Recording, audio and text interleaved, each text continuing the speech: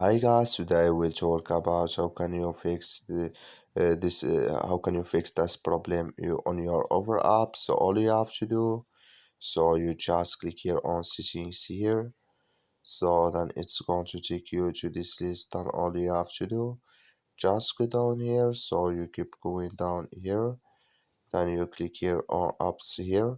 So then it's going to take you to this list. Indeed, can you looking for over app in this list? On you just click here on search here. So then here at over app, it's going to show for you like this. Click on it, then come to this list and you click here on first stop, click here on OK.